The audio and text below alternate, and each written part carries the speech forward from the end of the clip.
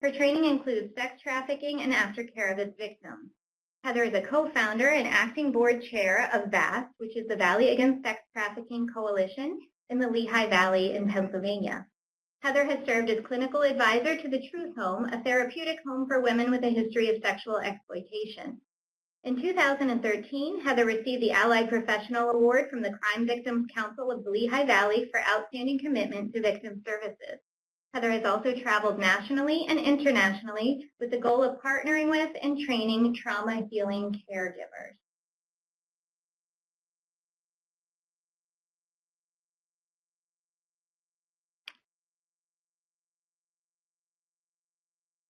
I will now begin recording. Welcome, everyone. It is such a privilege to be with you today. I know we can't see each other's faces, but there will be some points where I'm hoping you will interact. Either if you're in a group, you can interact with each other. You can interact via chat. And of course, you can share your questions. We'll be gathering them for the end.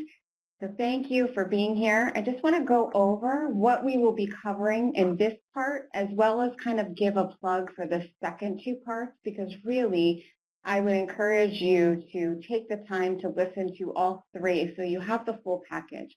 I will say up front that this is not a Trafficking 101 presentation, so I won't even be taking the time to go into the definition of human trafficking, the prevalence, and for all of that. But I encourage you, if this is the first time you've ever heard about human trafficking, that you do some of that preliminary research. What we intend to do during this time is really dig a little bit deeper. For those of you who are working with trafficking survivors directly and want more resources and want a deeper level of understanding, we're wanting to look at this and really sharpen and clean up our trauma-informed lenses, so that we look at the trafficking survivor through the lens of trauma.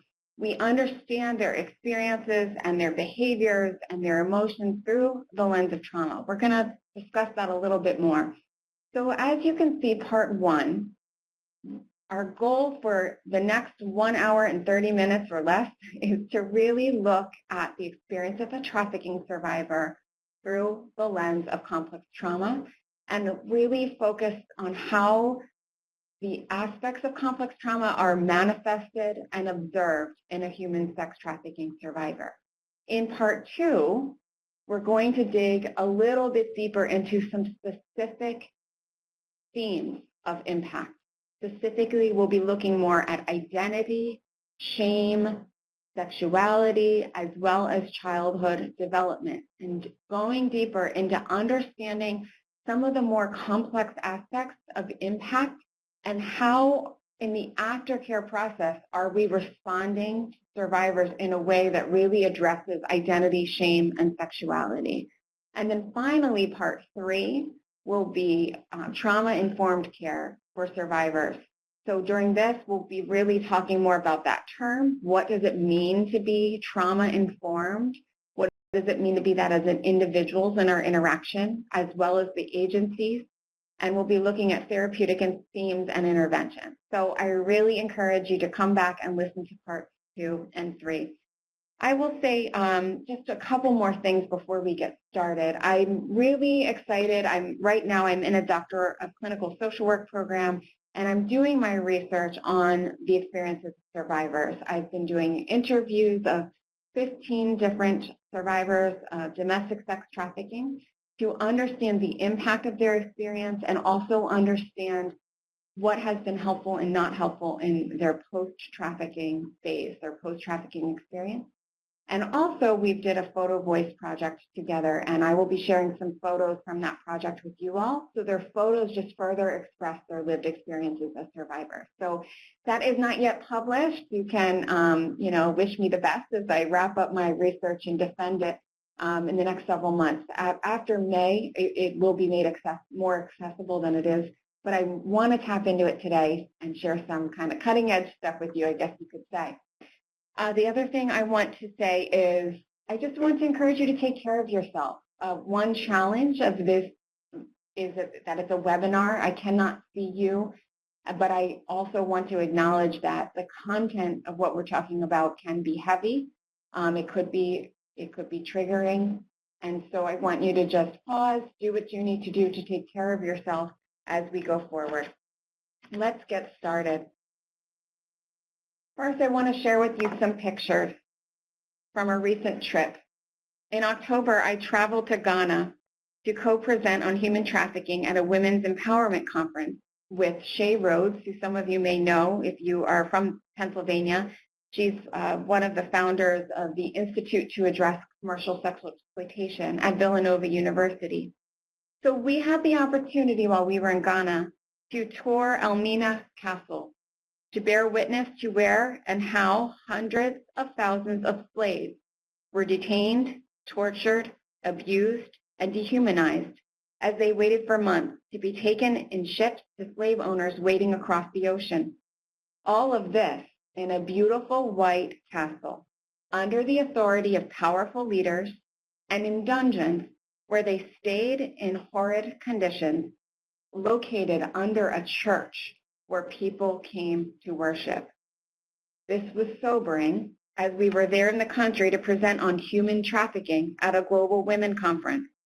It's sobering and astounding to read these words. You can see on the right-hand side, it says, "Of the anguish of our ancestors, may those who died rest in peace. May those who return find their roots." Here is the important part. May humanity never again perpetrate such injustice against humanity. We, the living, vow to uphold this. So I read these words. While there are so many parallels to injustice that continues to exist in this world today, and the ways that we as society are complicit to turning a blind eye, remaining inactive, or participate in a culture where this is still acceptable. Women and men were stored in dungeons as commodities. They would enter this point of no return. That picture at the top in the center is called the point of no return. It was a low, narrow opening that led to another room where they would stay for weeks until they got in a ship to be taken across the ocean, sold as commodities at the disposal of their slave owner, branded with a tattoo, not cared for well during their time in the dungeon. Why? Because there was a large supply of vulnerable individuals who could become slaves, that it was no problem if they died. Often first exploited by the slave trader before being sold as a commodity. How does this happen that we depersonalize, that we misuse power? I felt the darkness, the death, and the confinement. It was still palpable in this castle. There are layers of darkness, oppression, misuse of power in our history and in our present. It's overwhelming. It should be infuriating. It should be mind-numbing and distressing. May humanity never again perpetrate such injustice against humanity. We, the living, vow to uphold this. I don't start with this to say that all human trafficking looks like dungeons. In fact, sadly, it does not. Sadly, it is often glamorized, celebrated, accepted, and overlooked as a part of our culture. But we have to start here to sit in this sobering reality as we now move forward into looking at the complex trauma of a trafficking survivor. We have a responsibility for what we will do with this information, how it will change the way we think, how it will change the choices we make, how it will change the conversations that we have within our communities, and how it will impact our services and direct intervention with the trafficking survivors that we encounter. I want to introduce you to a video that we are not going to watch today, but I encourage you to find this on YouTube, or the slides will eventually be made available in PDF format, and you will be able to access this link. Rachel Lloyd is a survivor who works with GEMS in New York City, and she's written a book where she interweaves her own story as well as the story of girls that she works with. This 5-minute compilation does an amazing job of describing the experiences of a victim of sexual exploitation.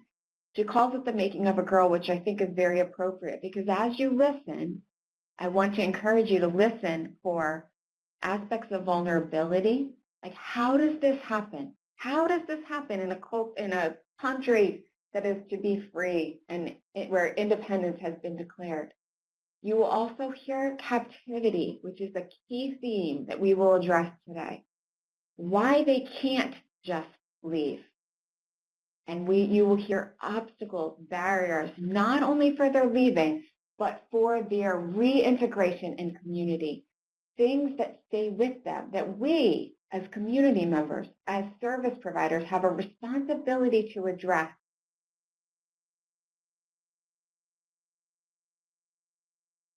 So what's important to know as we think about impact is, first and foremost, how does this happen and where does it start? And I will say up front that there is no kind of one-size-fits-all approach to human trafficking.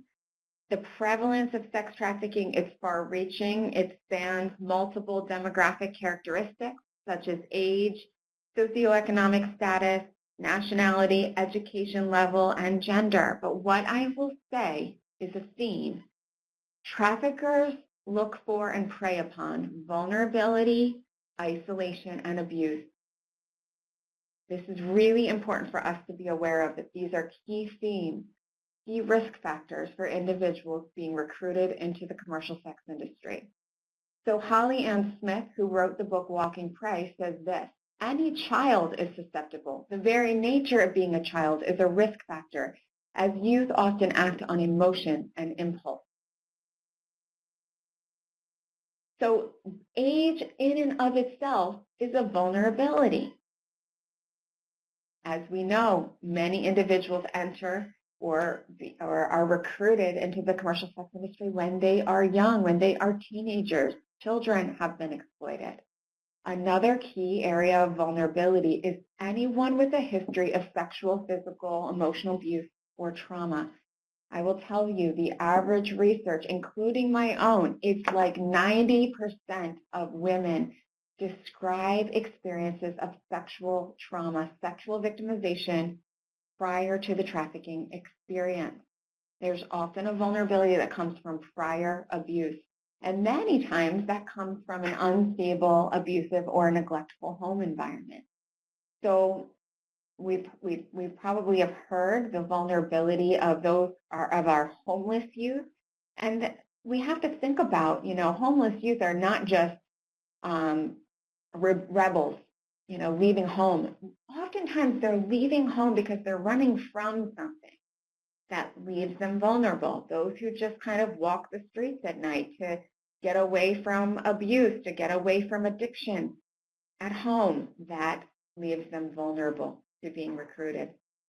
Rachel Lloyd, who I mentioned earlier, has said that 75% of her caseload in New York City have a history of being in the welfare system, having prior experience in foster care or residential services. Lack of basic needs and poverty is definitely a vulnerability. And then difficulty in school, mental health issues. I mean, these are kind of common things for many young people, but they leave individuals more vulnerable. We also see a particular vulnerability for our transgender, for our transgender youth, our homosexual and bisexual youth. These are the things that we need to look for. And while this presentation is really specifically focusing on impact, please take into consideration that to address human trafficking, we have to address it holistically. That includes prevention. So we have to ask ourselves, what are we doing to protect the vulnerabilities specifically of our young people? What are we doing to address some of these specific vulnerabilities? That in and of itself can help to prevent and reduce human trafficking. So what's happening with the trafficker? We talked about how he preys upon vulnerability. What he is trying to do is create a willing victim. Now, please do not misunderstand what I'm saying. I'm not saying that victims are choosing this. I'm saying he is creating a willing victim. The way he interacts with her is not to walk up to her and say, hey, do you want to be a prostitute? Do you want to have sex with multiple men in an evening and then give all of your money over to me? He does not say that. He gives her attention. He may buy her nice things. He poses as a daddy figure, as a boyfriend. He proclaims his love for her. What he's doing is he's eventually introducing this idea to her in such a way that she will come to believe, I have chosen this. I say this up front because this helps us to understand the impact. This helps us to understand the vulnerability, the impact, and this is essential to understand in the aftercare process. A universal theme you will hear and you will need to address is they believe they chose this. They may want to hold on to the fact that they chose this because it somehow gives them a feeling of power rather than being perceived as a helpless victim. There's literally a term in the commercial sex industry called choosing up, where you choose up your pimp, otherwise known as a trafficker. So this is extremely important because we may have an idea that all trafficking victims are beaten and drugged and abducted, and I will tell you physical violence often happens. Introducing an individual to drugs and alcohol often happens. Abduction does happen, but most often the captivity is psychological, and they do what they can to create a willing victim that she just believes, I have chosen this. So I want to take some time to walk you through some of the experiences of a trafficking survivor. The next few slides come from the organization called GEMS, and they've developed this to introduce to us a little bit more of the game, which again is another term to describe the experience of the commercial sex industry. The game, the life are common phrases that are used. So as we go through the next slide, I want you to ask yourself these three questions. How would you feel? What impact would this have on your life? How would you react or cope? Okay, how would you feel? What impact would this have on your life? And how would you react or cope? If you are listening with coworkers, I encourage you to share with each other. If you have comments as you see the following slides, please, you can put them in the chat and we'll try to capture them and share them with each other. How would you feel? What impact would this have on your life? And how would you react or cope? Having to constantly lie about your age. All of your identification being taken away. Having to change your name. Constantly moving where someone else wants you to. Being kidnapped. Being raped repeatedly. Any comments on how you would feel? Tiffany says she would feel lost.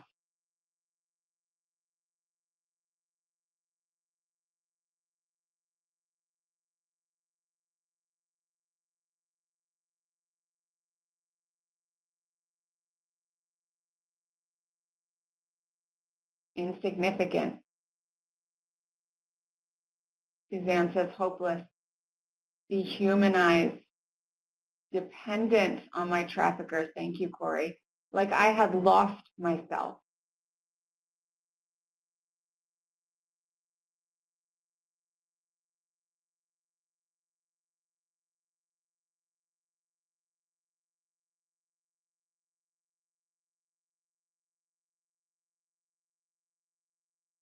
Think about these next questions. What impact would this have on your life? And how would you react or cope? Anyone else want to mention a comment? Numb. Total agony. Feeling lost and being in such a state would cripple my reaction, and coping would be anything to numb or forget or pretend that my reality is not real. Thank you, Tiffany.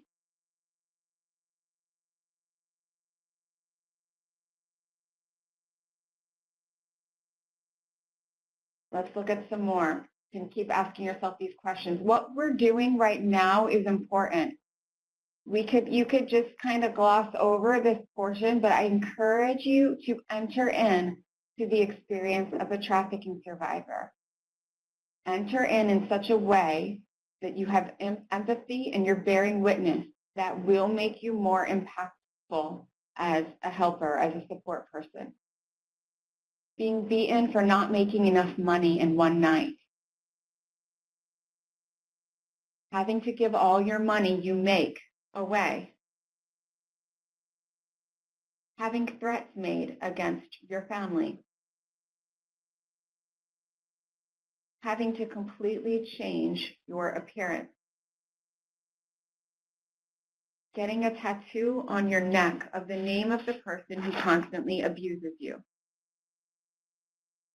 Being constantly threatened with violence.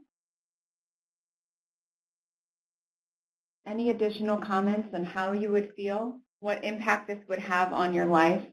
How would you react or cope? These are the common experiences of the average trafficking victim. Like someone's property, panic, constantly anxious, internalized worthlessness and fear.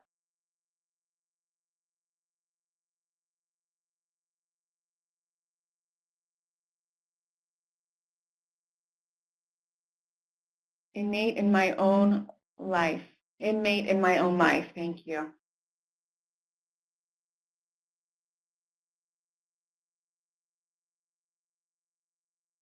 Frustrated. I would not even know where to begin as far as helping myself.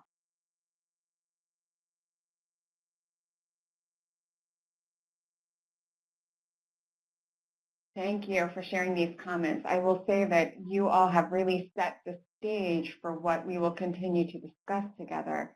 You're really, I can tell how much you're identifying with these experiences. This should give us profound empathy and compassion for anyone who has endured this. And I will say it should give us tremendous respect and appreciation for the strength, the resilience, the capacity of trafficking survivors to endure this type of complex trauma.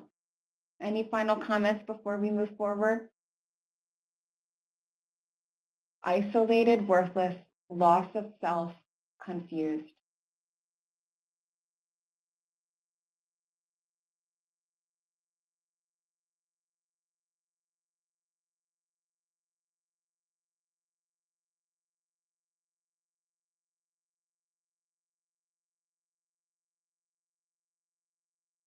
Like property, disposable. I would be terrified and would do what I have to survive. Thank you, Jill. Thank you, everyone, for your participation.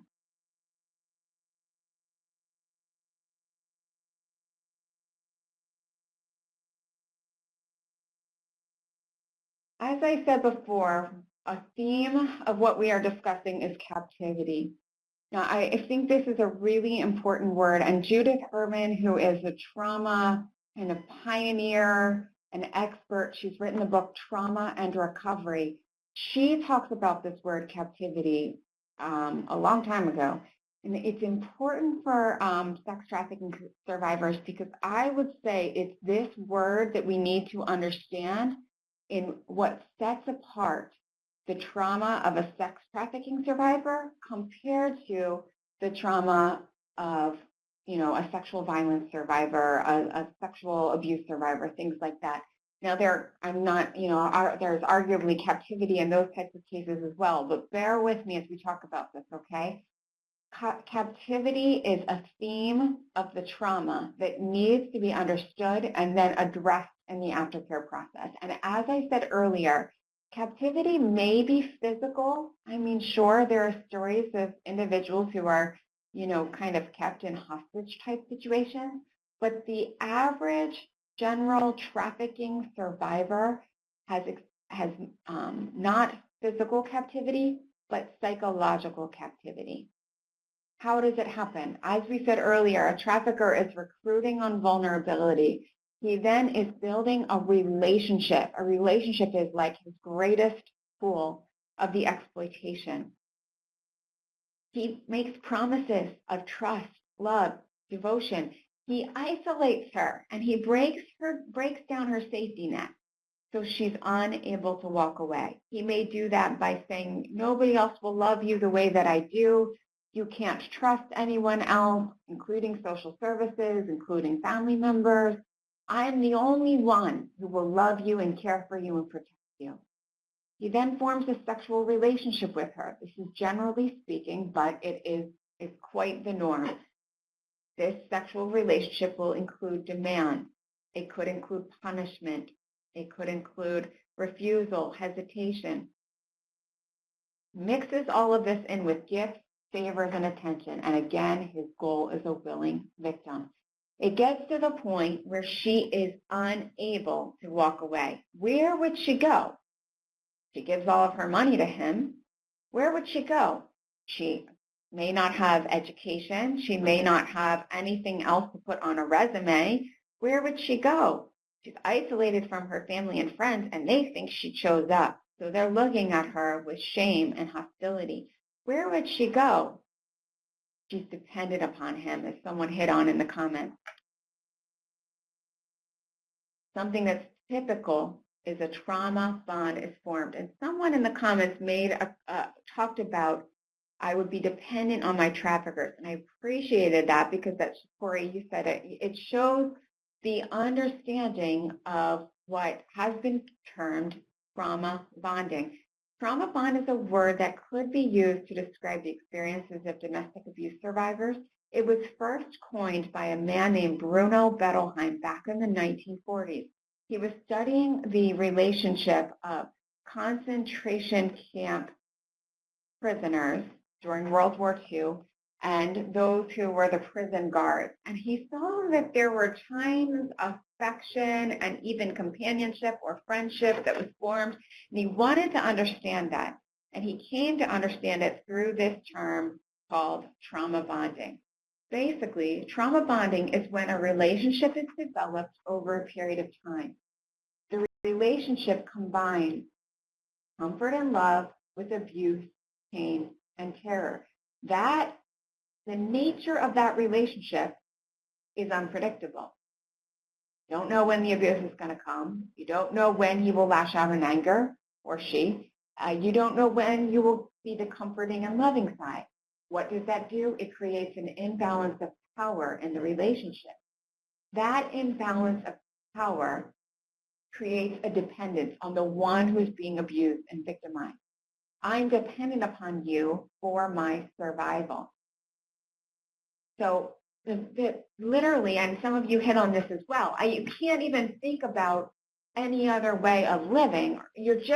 Now you're in survival mode. So the key to understand this whole trauma bond thing is that the relationship includes hope and comfort and affection, but then it also includes abuse and pain and violence and misuse of power. So there's both. That creates an imbalance of power that creates a bond. This is extremely important because many times a survivor will have some level of a trauma bond. You will see this in the post-trafficking phase when you are interacting with her.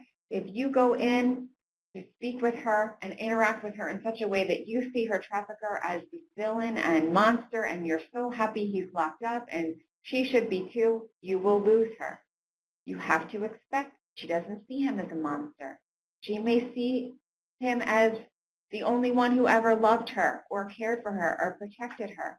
So I told you phase 3, we're really going to hit on the intervention piece, but I will tell you now, addressing the trauma bond slowly, repeatedly, carefully, but truthfully is absolutely necessary to break apart that trauma bond.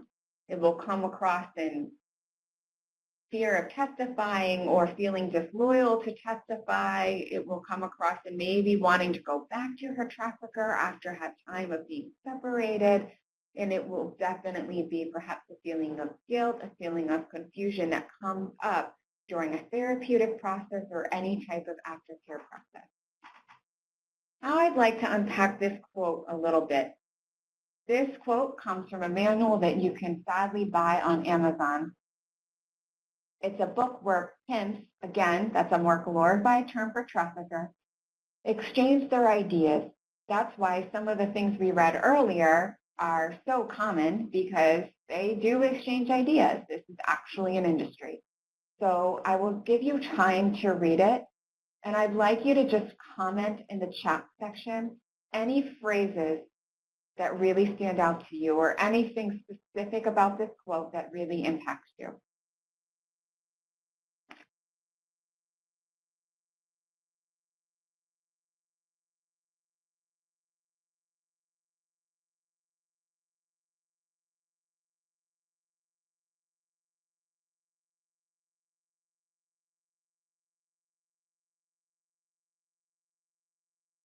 Manipulative, Erin said.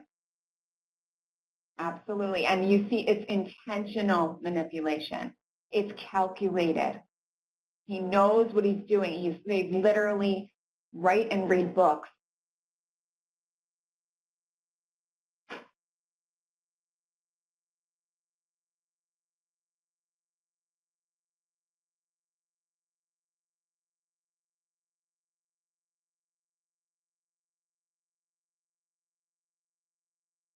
Degradation. Absolutely. There's literally like a description of a stripping away of humanity.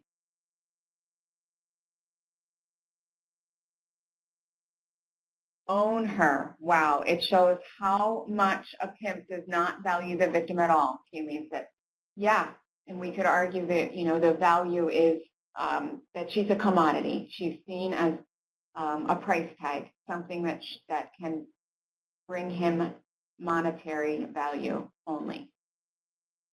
Item you have manufactured really stands out to me. Exactly. That idea of, first of all, item. So this depersonalization and this commodification, you have manufactured. Again, this very deliberate use of word. It's the breaking down of a person and the making into an object. And again, I want to give you a plug for part 2, because we will go into more detail about the impact on identity, shame, and sexuality that this deliberate manufacturing does and what's necessary for the healing process. How she'll be happy with less, raw sex versus lovemaking, shopping together versus just cash. Absolutely. Dehumanizing, yes. Tiffany, I totally agree. They are systematically downing lives to nothing. Absolutely. Gaining power, mental abuse. She'll start to crave the intimacy. Absolutely. You see this misuse of power. And again, the main tool of a relationship and of trust that's used, and how damaging that is.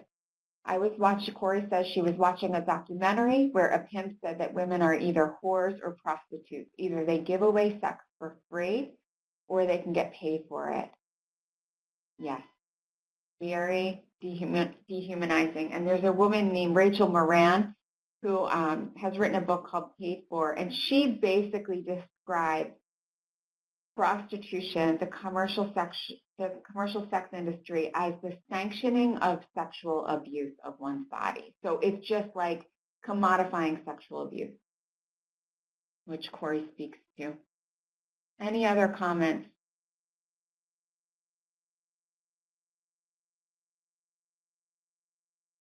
Thank you, everyone. Again, this is important if we're thinking about impact.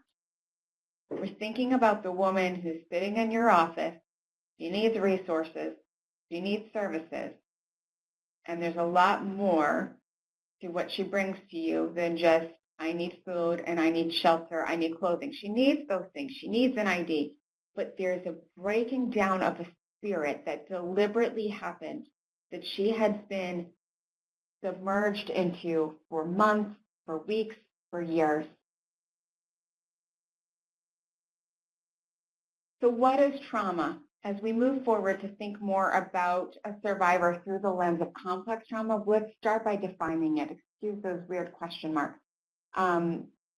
Trauma basically involves when someone has experienced a threat to their physical and mental well-being. The result of that threat is extreme vulnerability or a complete loss of control. So it leaves them feeling helpless and fearful. And I would say that trauma profoundly disrupts relationships and one's basic belief systems. It's like world rocking, mind blowing.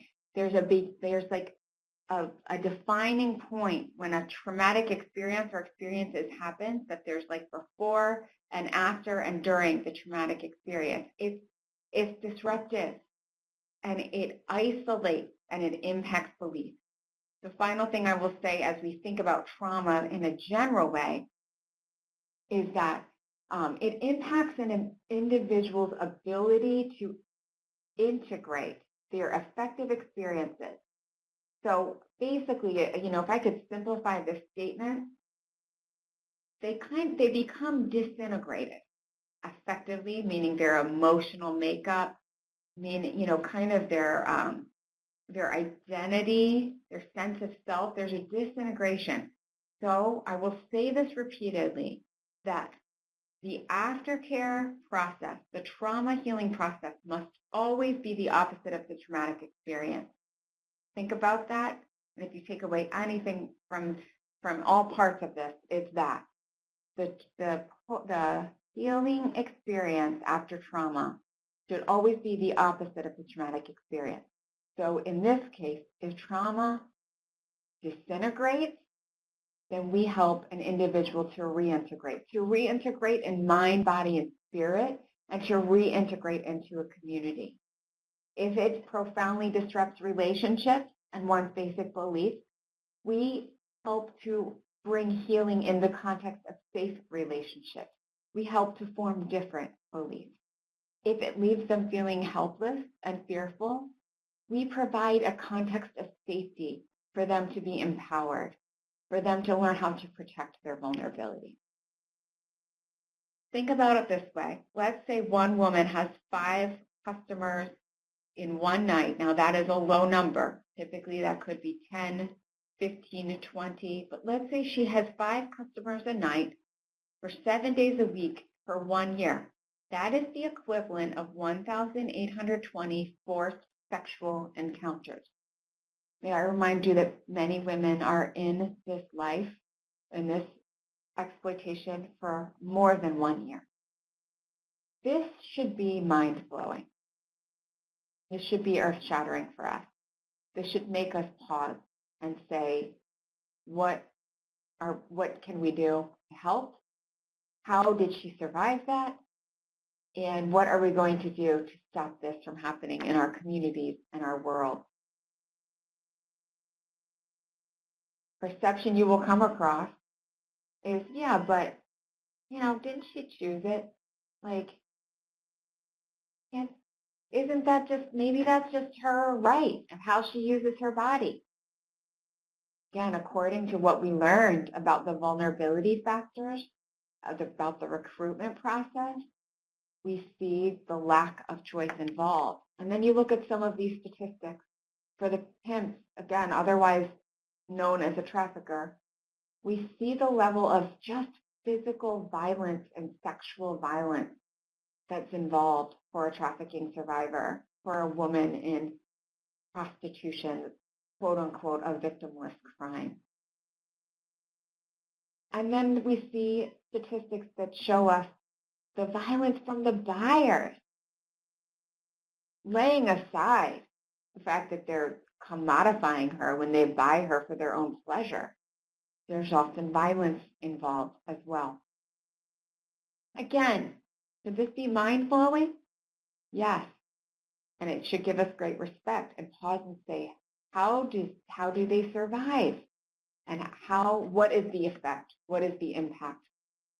So in short, If we look at like the definition of post-traumatic stress disorder, which we're actually not going to take the time to do, but you can find that easily online, and perhaps some of you, depending on your work, are already very familiar with the aspects of post-traumatic stress disorder. But the effect of trauma is they often relive the experience in their dreams, in their mind and memory, and in their relationships and behavior.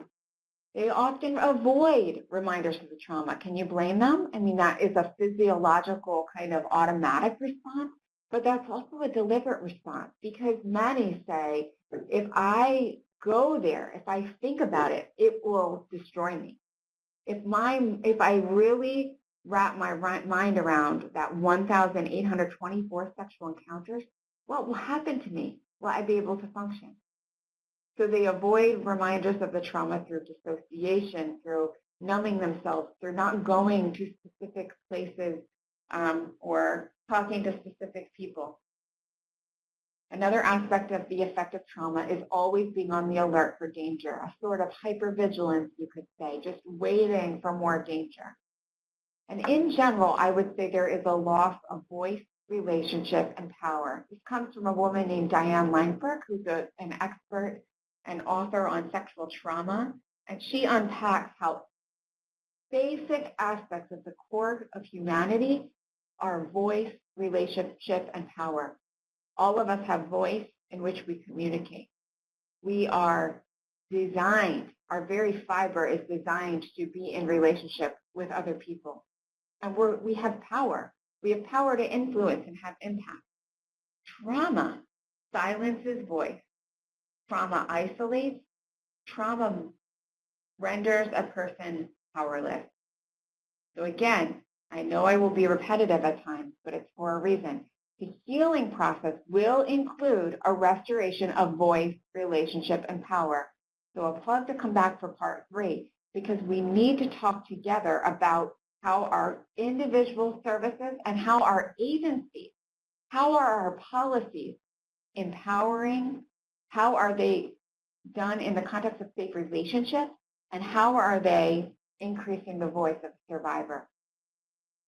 So one of the survivors I interviewed said this about the impact of her experience. She said, in the beginning, meaning in the beginning after she had been separated from her trafficker, in the beginning of her post-trafficking experience, she said, I had no concept of the enormity of the trauma that I'd gone through or how it was impacting me.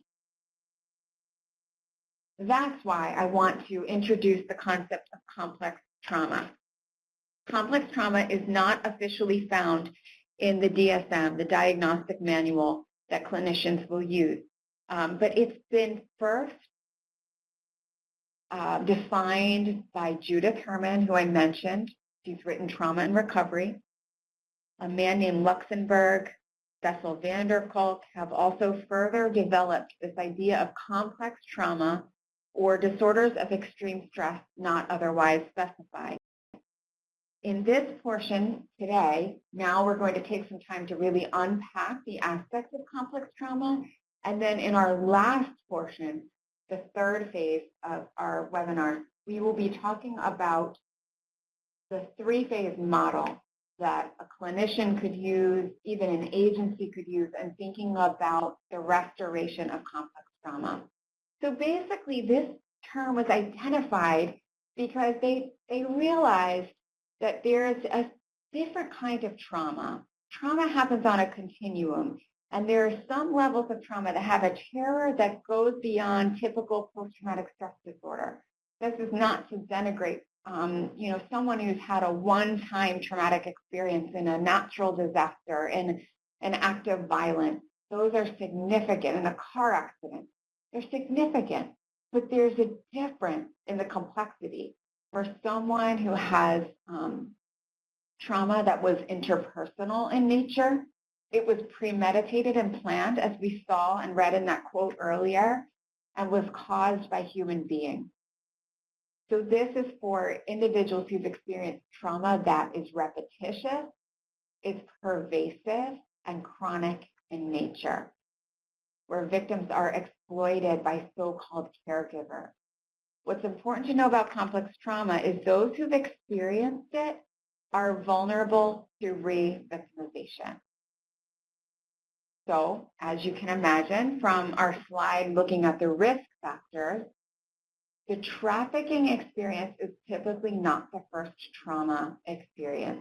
There's usually layers of trauma that predated it and that even made them vulnerable to being recruited into the commercial sex industry or deceived into the commercial sex industry. That's important to keep in mind, the layers of trauma of a survivor and the complexity. So let's unpack this complexity together. There are 6 areas of disturbance in functioning that you will see in complex trauma or disorders of extreme stress not otherwise specified.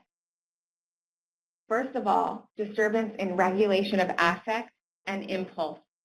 So this just basically means you'll see dysregulation in their behaviors, their impulses, and in their mood.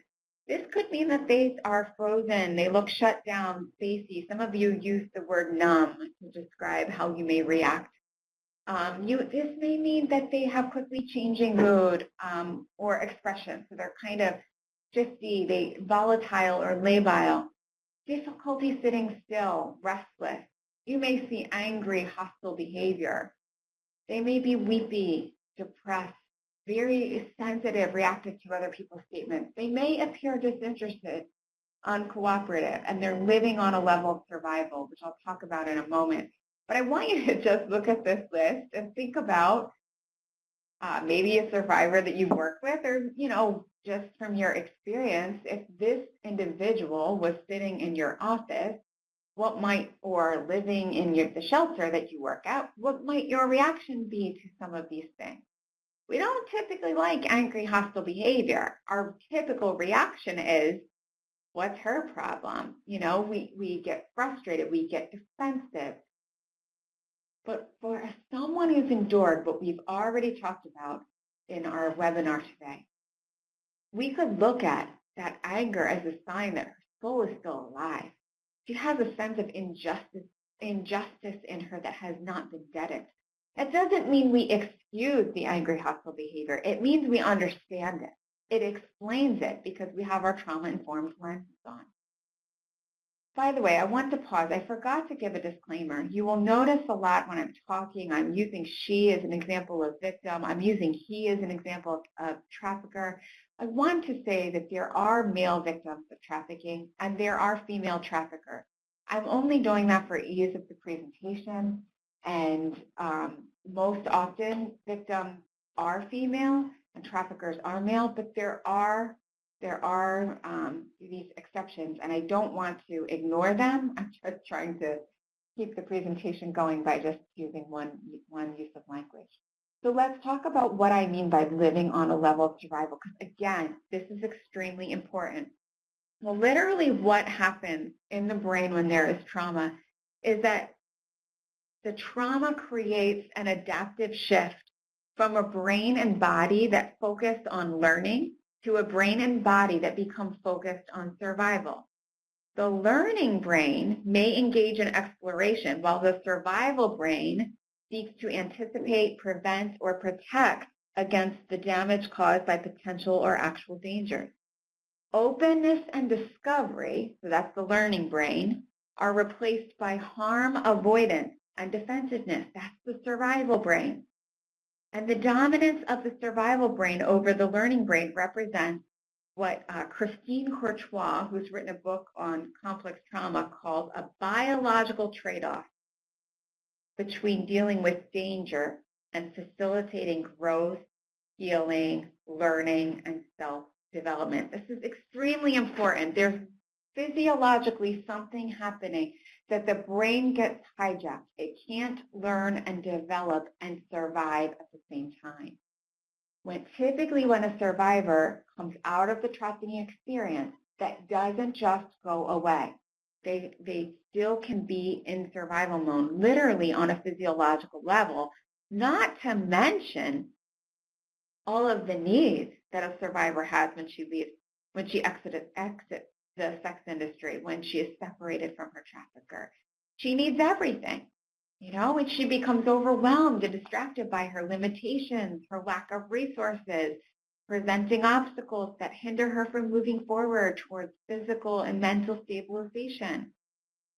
So it's really important. I mean, you need food, you need clothing, you need shelter, you need material resources, you need everything. So there's a literal I need to survive thing.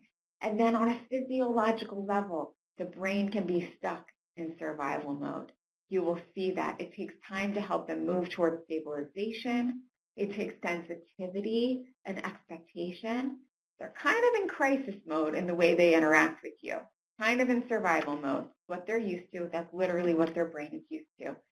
The next one is, the next area of disturbance is attention or consciousness. What we could say in general is that a person could appear disconnected, frozen, shut down. She may have memory gaps. There may be a change in what she says from meeting to meeting. She may not remember things she said or described earlier. Her presentation may change. Her emotional presentation may not match what she's saying. So let's unpack this a little bit. What's happening here? Again, some of you kind of mentioned, and how would you feel that like you would be so overwhelmed that you would detach, you would go numb. I will say in my research, and in general, I hear this anecdotally, but in the research I've been doing right now, it's an almost universal answer or symptom that the way they survived and coped during the trafficking experience was dissociation. Dissociation just is an involuntary response of the brain that your body remains, but mentally and emotionally you check out. And one survivor calls it she left the building. Others say they became numb, they checked out, they cut themselves off. That was the only way they can survive. I mean, we talked about how mind-shattering that is to think about 1,820 forced sexual encounters in 1 year. How else can they cope and survive? So, this is a very like almost universal thing that we need to look for, and it doesn't just go away because it becomes a habit.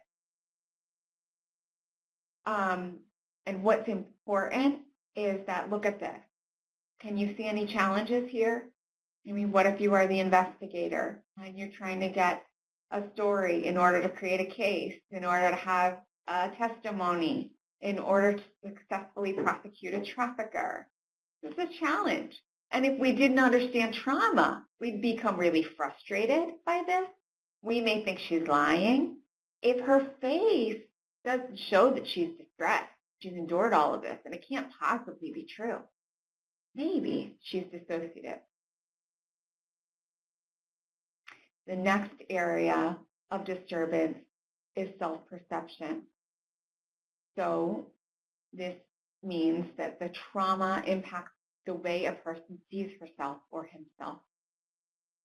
In the case of a survivor, she may assume responsibility for her history. She may have guilt and shame about her experiences, and that in and of itself may impact how she tells the story. You will hear that. You will hear, what she did wrong or what she chose or what she should have done. Those are pieces that are important to pick up on. Her perception may not match the definition of sex trafficking victim. Her perception may not match reality. And so that is part of the healing process, really addressing the perception, particularly about her responsibility, about what she chose. You may hear helplessness. That may come out in being overwhelmed by small tasks, by functions of daily life. You may hear her minimizing her experiences or describing minor experiences as overwhelming. In general, I would say some of one way to describe the self-perception is no one else is like me. You begin to believe about yourself what has been done to you. There's a sense of otherness. I'm different. And I am what has been done to me. So remember that quote is the manufacturing of an object. I am that object. We will talk about these things further in part 2. We'll unpack them a lot further. Next thing, there's a disturbance in relationship with others. That sounds quite to be expected from what we've been describing so far. What you will see with the survivor is that she may have vulnerability to ongoing victimization or re-exploitation in other relationships. That's quite common. Again, she's been shaped by this experience. What she knows love is, protection, safety, sexuality. This is what she knows about herself and about relationships. There may be a mistrust of others. And again, some of that could come from the trafficking experience in and of itself. It could come from being exploited, having buyers who are actually people of power. It could come from the trafficker having convinced her that you can't trust law enforcement or service providers. So that becomes challenging when we are trying to help. You can expect she doesn't trust you. She may not even want your help. I'm talking generally right now, but I'm just suggesting, do not assume that she is this victim and you are here to rescue her and help her, and she is so thankful for that. It may not work like that, nor should it work like that, and we will unpack that further in part 3. She may pull back from offered support or not attend or access resources. It's very normal. She won't show up when you've scheduled an appointment with her. Some of that could be the survival mode thing we talked about. Some of this could be she doesn't really trust you. She doesn't know if she wants your help, and she's testing you. So how are you going to respond when she doesn't show up? What will you do with that? Because what I'm suggesting is this is the norm for a trafficking survivor. Have you built into your policies and your program what you can expect? Or do we expect the perfect victim who will show up to every appointment, who will have respectful behavior, who will have a perfect narrative? These things are not realistic given the impact of complex trauma. You can also expect she may not even want to testify. That could be related again to I don't trust law enforcement, I don't trust lawyers, and I definitely am bonded to my trafficker, so why would I tell you anything about it? You can expect a disturbance in complex trauma in somatization, so this comes out in physical complaints. Some of them could be unexplained, which doesn't mean that they're just making it up. We can look at it in this way. I don't know if any of you have heard or read the book by Bessel van der Kolk called The Body Keeps the Score, but we can look at it in this way. Sometimes the body speaks when words cannot. So our body actually is communicating aspects of the trauma that may not be expressed verbally, and that is a better way to understand unexplained physical complaints. The final area of disturbance in complex trauma that we can see in trafficking survivors is alterations in systems of meaning. I'm looking at the comments real quick. I just want to see if there's anything that we should comment on. Yep, absolutely. You have to meet them where they are in that mental state. Corey says, I think validating the right to have feelings and reactions to their experience. We could also take that opportunity to help with ways to channel that are healthy and keeping everyone safe. Very good. Thank you. So as we said before, it just, it becomes kind of life-defining, self-defining, others-defining when you've experienced this level of complex trauma. You typically see this come out in lack of hope, lack of sense of the future, not really wanting to follow through on the prosecution process, what's the point? Maybe a loss or denial of spiritual beliefs that could have even been there at one time. In general, trauma derails development, as we heard earlier, with that survival brain kind of takes over the learning brain. So it derails normal development. It distorts the view of self. It distorts the view of others. Look at this for a moment and think about this. The healing of trauma, the restoration of a trafficking survivor must always be the opposite of the traumatic experience. What are we doing to help them with their development, with their view of self and their view of others? How are we expecting that?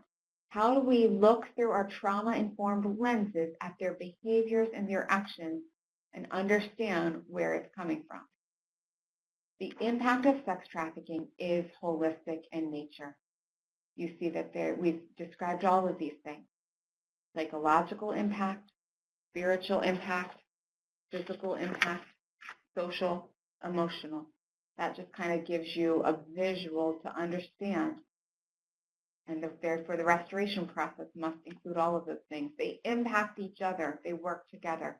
I am not a brain expert by any means. I am not a neuropsychologist. So I'm going to give you a very elementary explanation of the brain. But this is important. We already talked about the survival brain and the learning brain. So keep that in mind about what's actually happening in our bodies when we experience threat.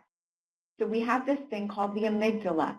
The amygdala is like the brain's smoke detector. When there is danger, when there is threat, the amygdala goes off. Danger, danger, danger. What it does is it kicks into gear the limbic system, which is our basic fight, flight, or freeze response. So if I'm, walking across the street later today, and all of a sudden I realize a car is coming at me, my amygdala kicks in.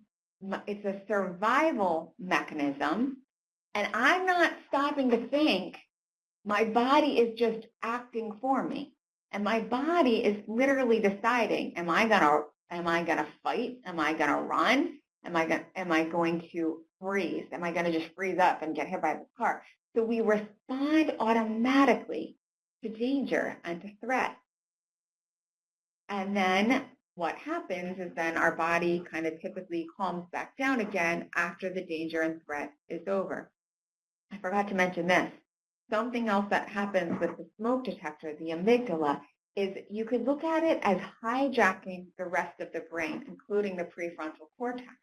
The prefrontal cortex is the part of our brain that helps us to make decisions, to use judgment, to organize and to order things. It hijacks that. That's why I'm saying I'm not sitting there in the middle of the road making this thought out decision.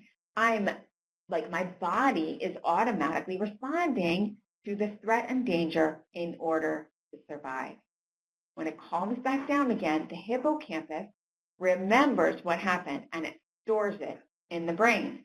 Kind of like, let me put a tag on that. I'm going to remember for next time, this is a threatening, dangerous experience, so that maybe next time, the next time I'm crossing the road, I'm a little bit more vigilant because I just had that traumatic experience and I remember it.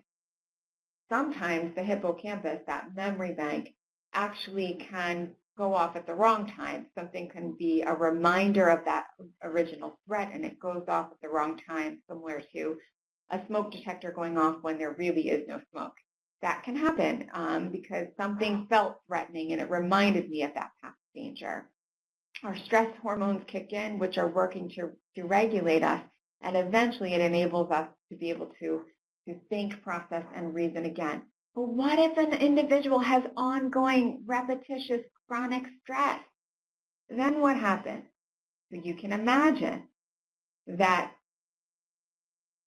either the brain gets stuck on, and then think about the toll that takes on the body that gets stuck on, okay? So think about if have any of you ever been in a car accident and what that feels like with your adrenaline pumping, your head is kind of spinning. What if you were stuck there in that mode for a long period of time? Or, as we've described with dissociation, it becomes so overwhelming that you just kind of shut off completely. And therefore, the danger of that is you're shutting off the brain's smoke detector, which we actually do need to survive. Let me just pause and look at the comment. The developmental impact of trauma is very similar to that of substance abuse. Understanding that makes clear just how detrimental the effects can be for survivors. Being aware of how it affects those we serve will assist us with helping them. Very good, thank you. So the next few slides are pretty straightforward. I'm going to go through them relatively quickly. I wanted to introduce you to Peter Levine. He has a website, traumahealing.com, where he talks about somatic experiencing. But basically, I just wanted to use his images because I think they're very helpful. This gives us an idea of a healthy nervous system where we do have that fight, flight, or freeze response to things, but it kind of calms back down and settles in again. With a healthy nervous system, we have all of these words, these experiences, and as I said before, that learning brain that's able to take in new information and be curious and creative and relax. But here's a picture of someone going through a traumatic event and what can happen inside their brain and their nervous system. They can sometimes get stuck on and sometimes get stuck off. You see the difference of what's going on in the brain. Again, our responses to trauma must impact on a physiological level. We have to be aware that there are triggers. There are things that will remind an individual of the traumatic experience. And it will lead to behaviors that are designed to cope with that experience. It could be a false alarm. Triggers could be internal. They could be external. They can be a combination. Triggers are not always obvious. We're going to come back to this in part 3, but I wanted to mention it now. Individuals who've experienced trauma will have triggers of their traumatic experience. Some themes of the triggers could be when they feel a lack of power or control, when there's been an unexpected change, when they feel threatened or attacked, if they feel vulnerable or frightened, they feel shame. I want you to take these triggers into consideration, not just on an individual level when you're working with the survivor, which is important to help her understand what her triggers may be and how she responds to those triggers, but I want you to think about this on an agency-wide level. Our social services, our agencies, whatever you're representing in terms of the anti-trafficking movement, we hold a lot of power. How are we considering our programs and our policies and how they may be triggering?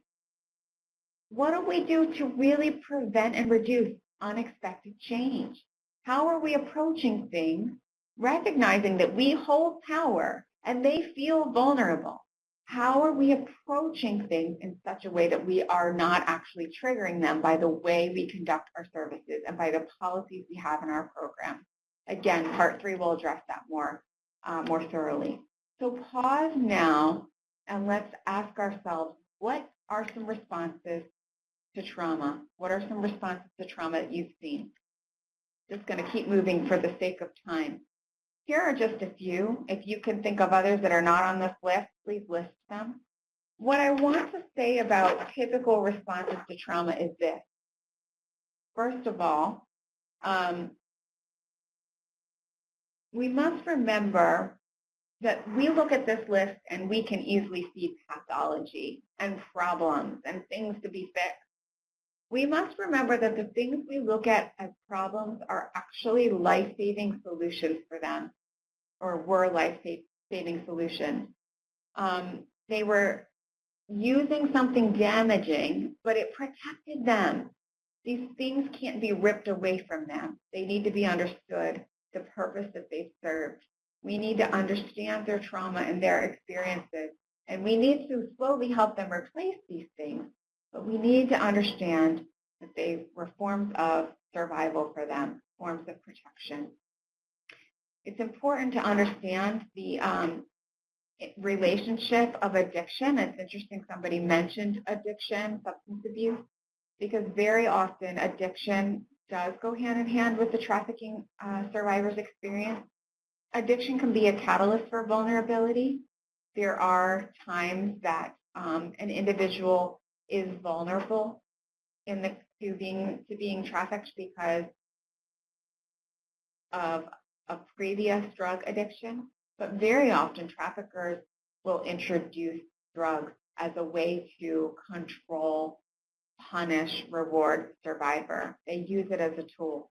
Addiction, as you can only imagine, often can become a coping skill for trauma, and of course it becomes an additional barrier and complication for restoration. It can become a barrier, for example, to receiving services. Like, what happens if you're addicted to heroin? You just got separated from your trafficker. You have no ID. You're starting to go through detox. You have no insurance. What are you going to do? There are these homes for trafficking survivors, but typically they need you to go to detox. They may even need you to have 28 days or 30 days clean before they can enter your program. This is a barrier. This is something we need to look at. We can also expect that in your work with individuals, there's a reenactment of the trauma. And this can be a useful tool in your agencies as you're working with survivors for like if you have group supervision or staff meetings, because very often this shifts. There are times where other participants could be, one could be the victim and one could be the rescuer, and the staff member could be the persecutor or the offender.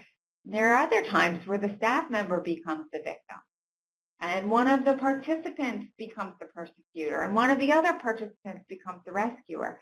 What we want to do is acknowledge that this is happening and create a new dynamic, shift the dynamic. And as we talk about that in part 3, it will explain a little bit more, okay, how do we go about doing this? I wanted to just throw this out there to you, even though we're not unpacking it at great detail, because I think it can be a useful tool to see what's happening, especially if you have agencies where you do support groups or residential programs, anything where there is, a lot of interaction with survivors and with staff members. It can get tricky, and this can be useful to change. We want to give them new experiences. I want to end the presentation with some photos from the Photo Voice Project portion of my research. Again, the part of this part of the research, they were given cameras and just told to take pictures to express their experiences as a survivor, anything that would help us understand their experiences, and then to create a caption that went with it. So I'm going to share these with you, and if we have a few moments, if you have any comments about them, especially as it coincides with all of the content that we just took in. Just because the ugly acts are over doesn't mean I'm completely over it. I lay in my bed and images flash like snapshots. Will I ever be able to close my eyes and sleep peacefully?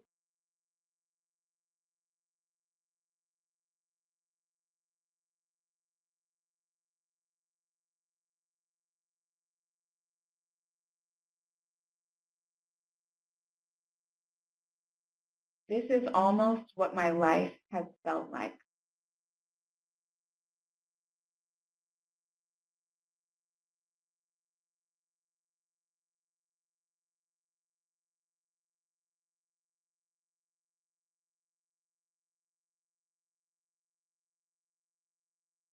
All alone and completely dead.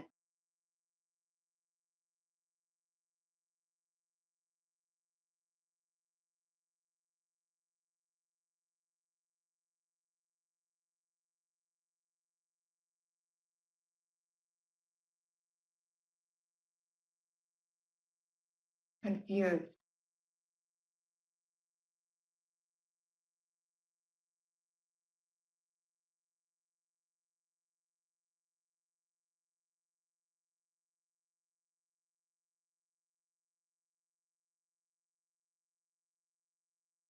Tears. Always silent, never finished.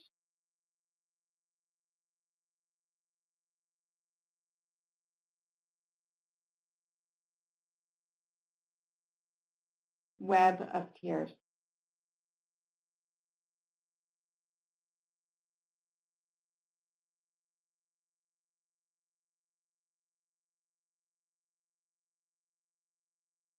Here are all the pictures. You can look at them collectively. If anyone wants to comment on what do you see in these pictures? I think I missed one. There's one up there that is at the top that I didn't have the caption for. Anyway, what do you see? What impacts you from looking at these pictures? What story do they tell? Truth.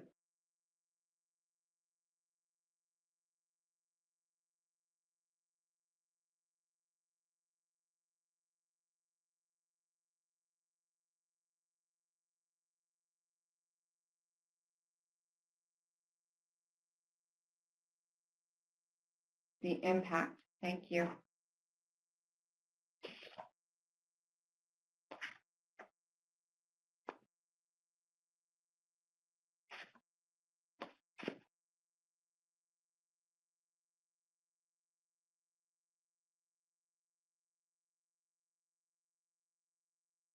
a pattern of brokenness, a person's wanting to be well and healed, and the vast struggle to do so.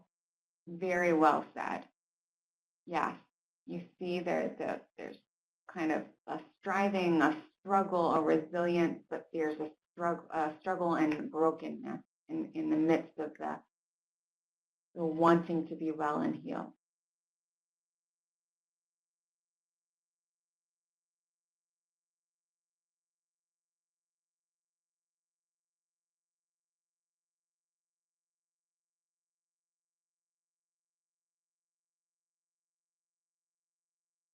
I also see the hope and beauty and healing in some of them.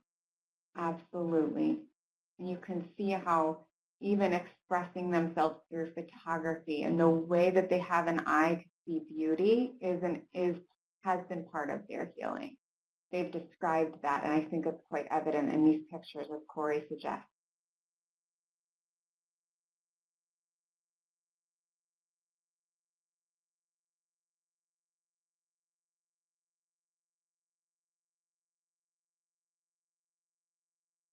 The photo that has the woman surrounded by photos and condoms offers viewers an insight of the magnitude of sexual victimization. Absolutely. And just how those images stay with you. She's in this bedroom, which is like, you know, this picture of a place that's to be safe and a refuge, but she carries these images and those experiences with her at all times. Thank you.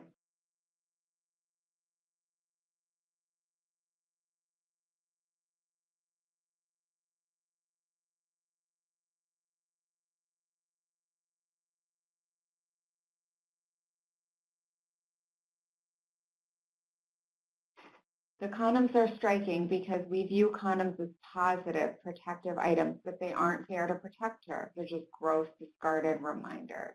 Well said, very insightful.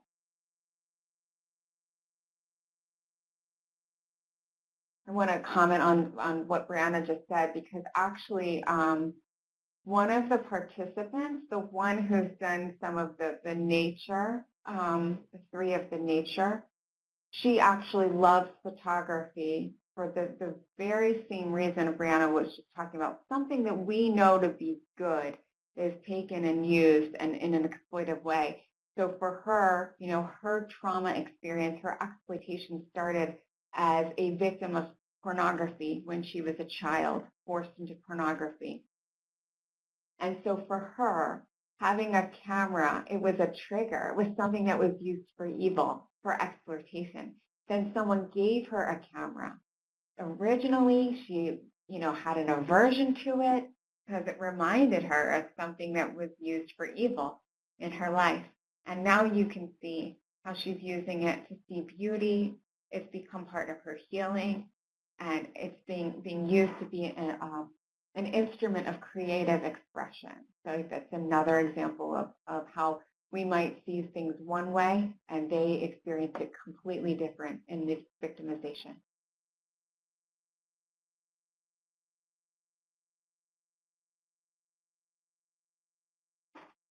Could she be looking back at her journey and she could be sending a message through her experience? Mm-hmm.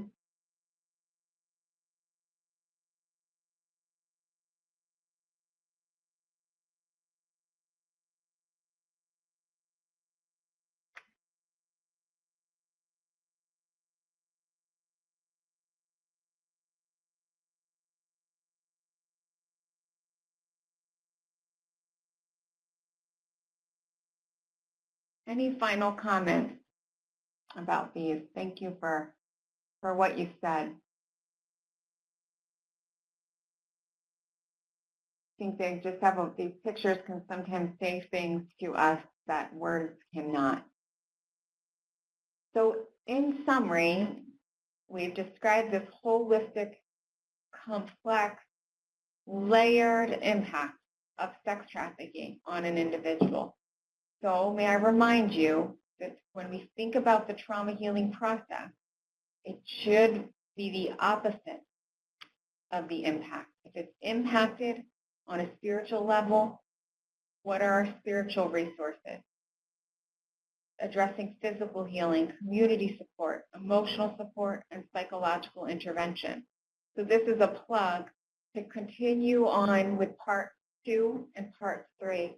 In part 2, we'll go deeper into the impact of childhood development, identity, shame, and sexuality. You will see some more photos from Photo Voice. And then in part 3, we'll really unpack what is our role to be trauma-informed caregivers in the healing process. And you'll see some additional photos in that as well. I want to read this final comment, and then we have just a few minutes for some questions. You can feel free to put your questions in the chat section now if you have any. This comment says, the Bible reference does the same. Women, yep, absolutely. Women are expected to be givers to men, and this pattern is included in biblical references. These victims may feel wedged between their religion, morals, values, and the injustice that comes with being submissive and itemized as a woman. So sure, there's confusion, and there's misuse of power. I think for this particular individual, her traffickers had a faith-based background, and there was this level of spiritual abuse that was included. So again, something that's meant to be, faith is meant to be healing. It's meant to be just a strength, and it can be used in an exploitive way. It's become very confusing. Let me, as we're seeing if there's any final comments or questions, let me just identify some key resources that are in these slides. Again, you will have an access to the PDF of these slides, but you can see some books that I think are kind of foundational and instrumental. Girls Like Us is Rachel Lloyd, who we've talked about, who works with GEMS in New York City. That's a very just good foundational book where she talks about her own story and interweaves stories of girls. She gives some good kind of themes that they address in groups. So I just think it's a really great resource. Somebody's Daughter is really great to understand the trafficking of minors and also kind of the legal process, having a trauma-informed legal process. Walking Prey is one woman's story. I think she does a great job of looking at the context of our community and what made her vulnerable by images in the media or messages of the media, early childhood experiences. I've referenced Rachel Moran, Paid For, My Journey Through Prostitution, really raw but extremely rich, wise reading. And then the last two are faith-based resources on sexual trauma. Oh, I got her name wrong. Oh, yeah, you're right. Thank you so much. It's Holly Austin Smith. Thank you, Deborah. Yeah, that is a typo. Any final comments or questions before we end?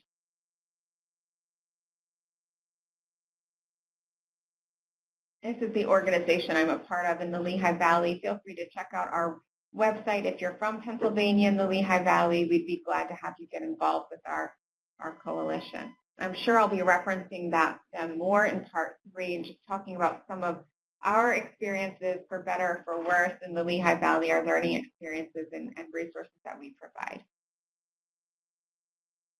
So there's a question about the dates for part 2 and 3, and actually they are just going to be recorded and will be made available online in the very near future.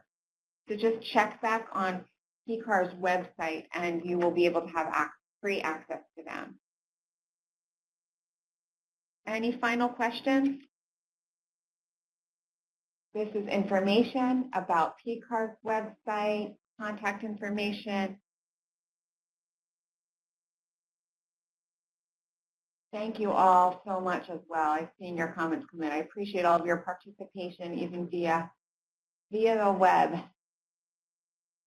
And on behalf of the Pennsylvania Coalition Against Rape, I would like to thank all of you for your participation and engagement today. And certainly you are welcome to reach out to us at any time if you have any questions or are in need of any resources or anything like that. And also I want to thank Heather for a wonderful presentation and thank her for sharing her expertise with all of us. Thank you, too. Thank you, everyone. I wish you the best.